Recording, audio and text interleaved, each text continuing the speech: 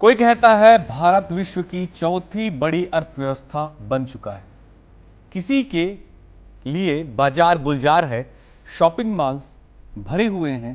पर सवाल यह है, क्या हर भारतीय उपभोक्ता वाकई खुश है? क्या हर परिवार के पास अतिरिक्त खर्च करने की गुंजाइश है, या ये विकास सिर्फ चमक है, भीतर से खोखली? नमस्कार, आप देख रहे हैं दूसरा पहलू। आज हम बात करेंगे उपभोक्ता मनोदशा की, यानी भारत के उपभोक्ता का मूड क्या कहता है। क्या लोग खर्च करने को तैयार हैं, किसी वर्ग के पास बचत है और किसे कर्ज लेने तक की औकात नहीं बची। एक हालिया सर्वे में चौंकाने वाले आंकड़े सामने आए। 51% परिवार कहते हैं कि वो अगले 6 महीने में अतिरिक्त खर्च करेंगे, लेकिन 49% परिवार कहते हैं सिर्फ जरूरी चीजों पर ही खर्च कर सकते हैं, और महज 18% परिवार ऐसे हैं जो कहते हैं वो उत्पाद और सेवाओं दोनों पर खर्च कर सकते हैं। तो क्या भारत की अर्थव्यवस्था का कंजंक्शन इंजन वाकई पटरी पर है, या फिर ये सिर्फ अमीरों की चमक है?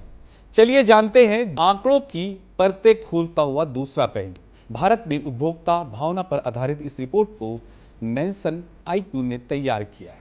रिपोर्ट कहती है 51% परिवार मानते हैं कि उनकी आय में थोड़ा सुधार हुआ है, पर वे अगले 6 महीने में खर्च बढ़ाएंगे। लेकिन दूसरी तरफ लगभग 49% परिवार कहते हैं वे सिर्फ बेसिक नीड्स पर सीमित है, और महज 18% परिवार ही ऐसे हैं जो जरूरत से ज़्यादा खर्च कर सकते हैं।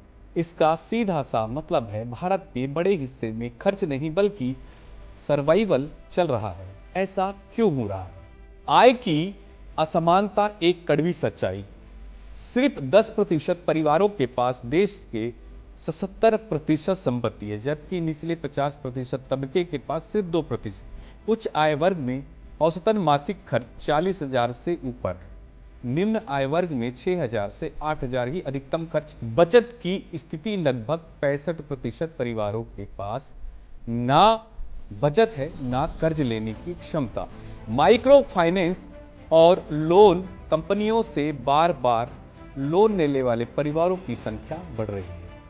तो भारत की उपभोक्ता अर्थव्यवस्था सिर्फ मेट्रो शहरों और अमीर तबके के भरोसे चल रही है। बाकी देश आज भी पेट भरने और ईएमआई चुकाने की जद्दोजहद में है। मानसिकता में बदलाव पर जेब नहीं देती साथ। महंगाई, छुटपुट नौकरियां और भविष्य की अनिश्चितता ने उपभोक्ता के मूड को सतर्क बना दिया है। नेल्सन की रिपोर्ट कहती है लोग अब वैल्यू फॉर मनी को लेकर ज्यादा सतर्क हैं। ब्रांडेड नहीं, सस्ती और भरोसेमंद चीजें चुन रहे हैं। ऑफलाइन शॉपिंग के मुकाबले ऑनलाइन प्लेटफॉर्म पर डिस्काउंट ड्रिवन निर्णय ज्यादा हो रहे हैं।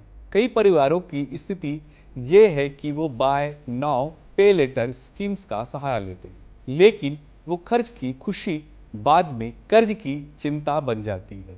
सरकार और नीति निर्माताओं के लिए एक नए संकेत है।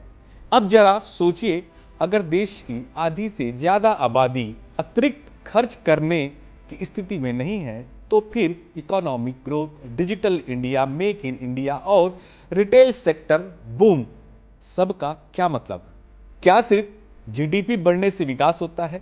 क्या सरकार की योजनाएं नीचे तक पैसा पहुंचा रही हैं? क्या बैंकिंग और फाइनेंस सिस्टम में निचले तबकों को आत्मनिर्भर बना दिया है? जवाब आसान नहीं है। दूसरा पहलू, भारत में कंजप्शन आधारित ग्रोथ तभी टिकेगी जब हर तबके के पास खर्च करने लायक अतिरिक्त आय होगी। जब ग्रामीण भारत को स्थिर और सुरक्षित रोजगार मिलेगा।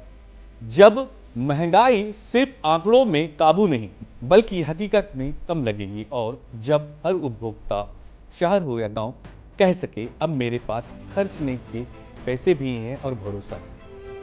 तो अगली बार जब आप अखबार में जीडीपी की रफ्तार या स्टॉक मार्केट का उछाल देखें, तो जरा इस सवाल से भी टकराएं, क्या मेरे देश के हर परिवार का मूड वाकई अच्छा है,